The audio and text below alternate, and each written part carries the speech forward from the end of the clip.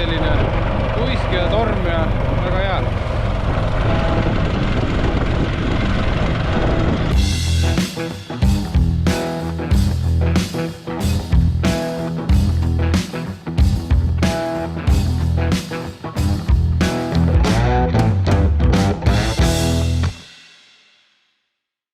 Tere! Alustame siit talvistest oludest esimese postitusega meie lehele korvidega Nordkappi ehk korvimatk 2.0. Mina olen siis Jürgen ja mul on siis keskmiselt võib-olla natukene kõrgendatud huvi sõita erineva mototehnikaga erinevates pigem rasketes oludes ja ennast proovile panna. Ja sellest tulenevalt on ka tekkinud mõte minna keset südatalve korvidega Nordkappi. Meie reis saab alguse 6. veebruaril ja tagasi peaksime me jõudma 15. veebruaril, ütleme mingi viimase laevaga. Siit lähme Soome laevaga, sealt hakkame korvidega sõitma. 11. veebruaril me peaksime plaani kohaselt jõudma Nordkappi. Aga räägin siis võib-olla põgusalt endast ja enda rattast ka. Minu ratas on aastast 2002 pärit Ural ehk siis IMZ. Üleüldiselt on kogu sikkel põhimõtteliselt kõik üle käidud, alates mingitest raktalaagrite vahetustest kuni Geneka ülekäimiseni. Õlid lähevad ilmselgelt kõik vahetusse. Lisaks tuleb siin veel tuulevarjuga tegeleda, et paneme natukene seda mootorit siin kinni ja et endale puhuks ka tuult vähem. Et hetkel siin on küll all veel tavalised nii-öelda suverehvid, nendega mina plaanin reisi alustada, aga kaasa tulevad korralikud naelrehvid jäisteks oludeks, et ei oleks libe, saaks pidurdada, et põhjapõdradele otsasõitu vältida ja üleüldse ellu jääda. Ette on pandud LED tuli, et mina oleks hästi nähtav ja mina ise näeks paremini. Vaatame, kas siia võib-olla paneme veel mingid lisatuled. Tegelikult olen ostnud ka eraldi kollase vilkuva vilkuri, et kui peaks olema suur tuisk, et siis saame viimasele rattale selle peale panna, et mingi hull rekkamees meist üle ei sõidaks. Siis kui siia edasi minna, siis lenksule tulevad peale sellised soenduskotid. Lenksule endale rutska soendused, et saaks käed ikkagi soojas hoida.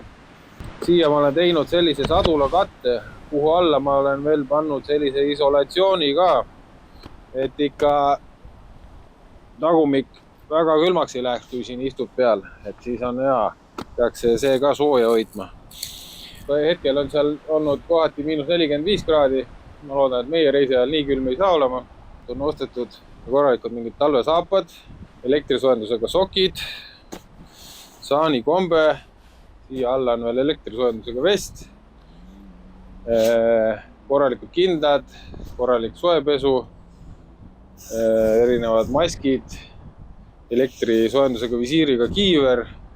Valmistume hullemaks, loodame, et nii hull ei ole. Külma tagajärgedega tegeleda ei tahaks, et selles suhtes tahaks ikkagi sõita mootorrattaga seal ja niimoodi, et on mugav ja mõnus ka. Talvistes oludes peame keskmiselt sõitma 300 kilomeetrit päevas, mis nende korvidega ei saa olema tõenäoliselt lihtne. Kes ostab talvevarustust kokku, kes ehitab sikrit ringi. Mõni mees on omad nepri täiesti ära tundmatuseni ringi ehitanud. Aga praegu kõik mehed valmistuvad selleks, et sõita saaks võimalikult palju ja remontida võimalikult vähem. Valmistume reisiks ja katsetame siis, kas kõik toimib ja töötab. Täna siis oli sikkel öösel väljas. Öösel oli vist -17, kõige väiksem, kõige madalam temperatuur. Praegu on mingi -13.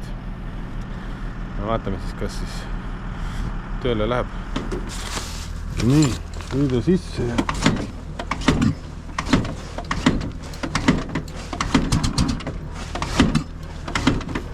No. Nii väga kõrgelt ei lähe.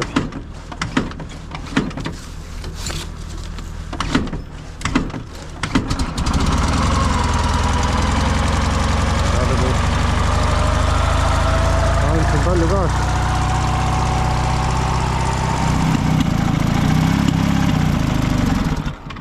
mootor on meil küll.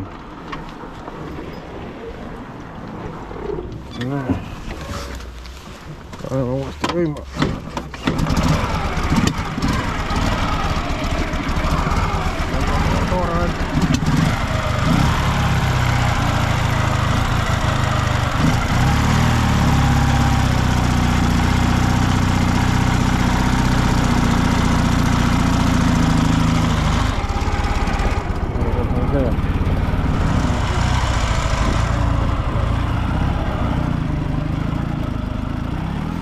Seltskond on meil hea, ma arvan, et see tuleb selline once in a lifetime trip, mis saab olema väga äge.